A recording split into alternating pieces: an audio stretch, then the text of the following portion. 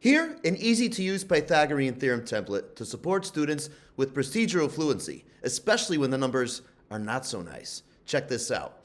We could take any of these three boxes and input a value into them. So let's click on this one and input 3. All right? And let's click on the other leg and input a value like 2 times the square root of 10. And just click on that green check to complete it. And we'll put x right here. Now, we need to substitute those three values into the equation. So let's do so. Now, Graspable Math is not going to tell me if I am doing this correctly or not. It's simply going to be a powerful tool for me to use to support my procedural fluency, all through a conceptual lens, but I still need to be the judge of whether what I'm doing is correct or not as a student. Now, here, if I make a mistake, it's okay. That's why there's an undo button right here. Okay? It's okay to make a mistake here. So let's pick up this 2 times the square root of 10. When you pick it up, make sure you go down far. That way the 2 will go with it. You see? If I just go too quick, it'll only do the square root of 10. But if you want to get it, let's just put it over here. If you want to just take this, you got to drag down quite far and then bring it right over here. See what I mean? And last but not least, we'll put this right here. Okay? Now, notice these circles right here. You see more than one. You can actually scroll down right here and see every step we've taken so far. We simply substituted every step of the way. But now let's actually start to do things. I know 3 squared is 9, right?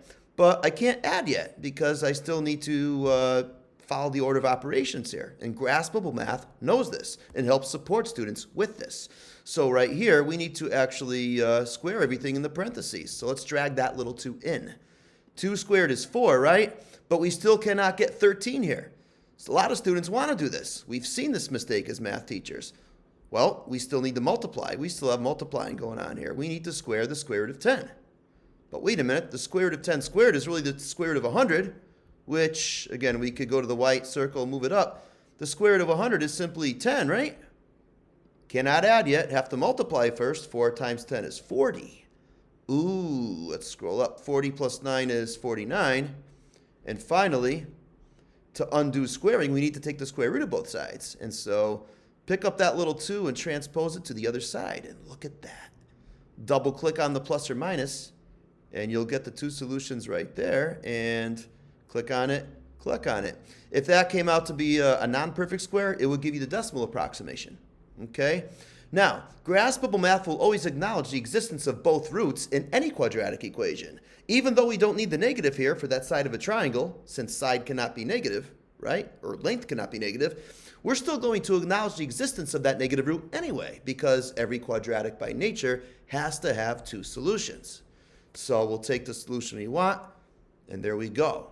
So math teachers, this template can be used to support students who struggle with that procedural fluency still with squaring and adding, also working with expressions containing radicals and such. So to start it over for a new problem, simply hit refresh. And you have a blank slate that's new on which you can work. Have fun.